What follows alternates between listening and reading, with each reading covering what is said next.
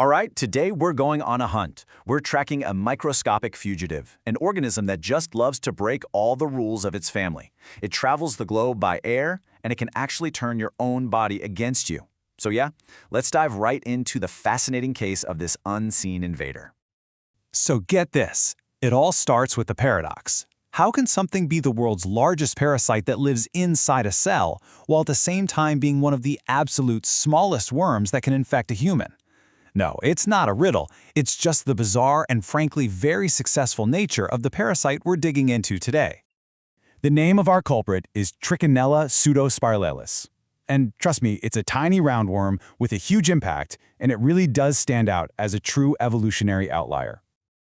Okay, first things first, let's get our bearings. What are we dealing with here? This isn't some simple single-celled protozoan. Nope.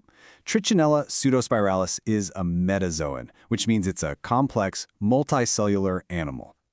And it's an endoparasite, meaning its entire life, the whole shebang, plays out inside its host. So, where does it fit in the grand tree of life? Well, it's in the animal kingdom, and more specifically, it's a type of roundworm, a nematode. But the really crucial part is that species name, pseudospiralis. That name holds the secret to what makes this little guy so unique.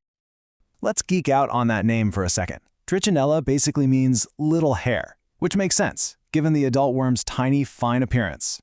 But that last part, pseudospiralis, means false spiral. And that's a direct nod to its more famous cousin, Trichinella spiralis, and it hints at a really big difference between them. And here it is. This is the big reveal. Unlike pretty much all of its relatives, Trichinella pseudospiralis doesn't bother building a protective capsule, a cyst, in the muscle tissue it invades. It just lives right out in the open, directly inside the muscle fiber. This basically makes it a ghost, way harder to spot during meat inspections, and a true biological rebel. So, how does this cystless wonder not only survive but spread across the entire planet? Well, its life cycle is just a masterclass in parasitic efficiency. Now, the really wild thing here is that this whole drama, it all unfolds inside just one single animal. The host that eats the infected meat becomes the very same host where the worms grow up, reproduce, and then send their babies to invade the muscles, just waiting for the whole cycle to start all over again. You can really think of this invasion as a two-act play. Act 1 is the enteral phase. You eat some contaminated meat, the larvae are released, and they grow up really fast into adults right there in your intestine. Then comes Act 2, the parenteral phase. This is when those new adults release thousands of newborn larvae, which then travel through your bloodstream to set up camp in your muscles. The ones you use to move your arms and legs.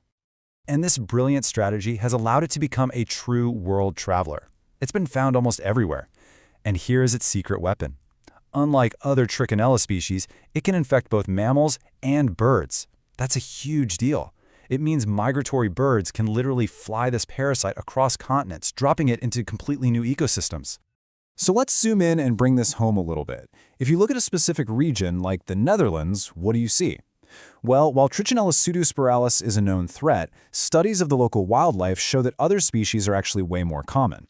In the red foxes, you're more likely to find Trichinella bertovi, and in wild boars, it's usually Trichinella spiralis. And this really explains why, in countries with really strong veterinary controls like the Netherlands, human cases are incredibly rare. And when they do pop up, they're almost always imported. That just means the person either got infected while traveling abroad or from eating uninspected meat that came from another country. But what happens when this parasite does get in?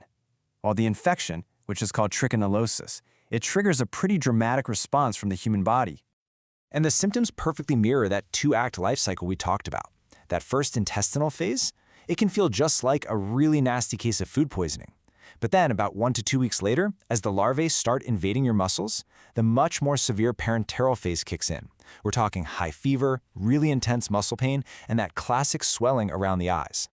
And here is a huge clinical clue that doctors look for. A massive, and I mean massive, spike in a specific kind of white blood cell called an eosinophil.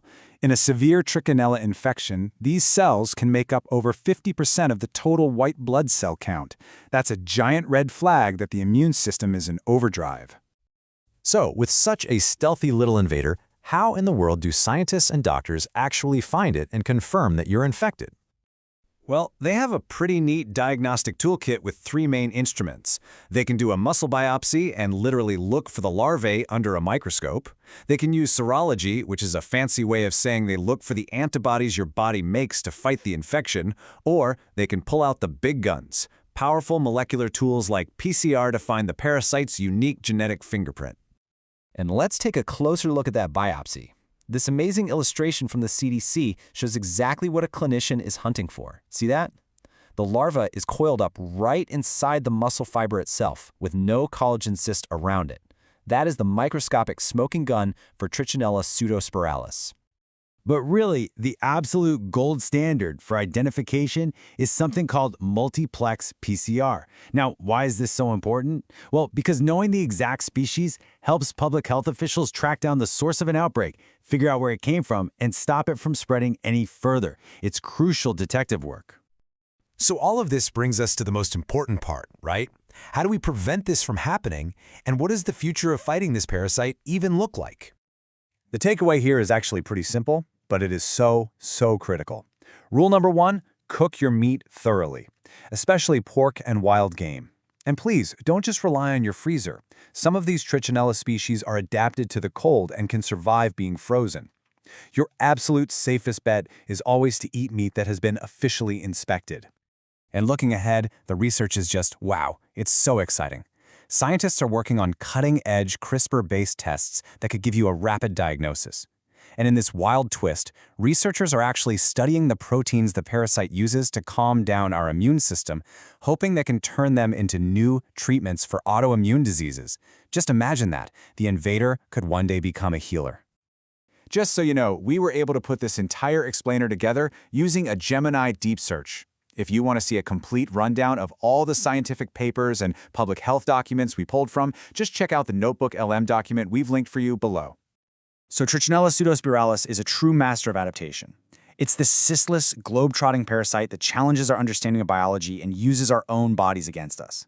But by understanding its unique life cycle and using modern science to detect it, we can stay one step ahead. If you found this deep dive as fascinating as I did, go ahead and hit that subscribe button and let us know in the comments what we should explain next. Thanks for watching.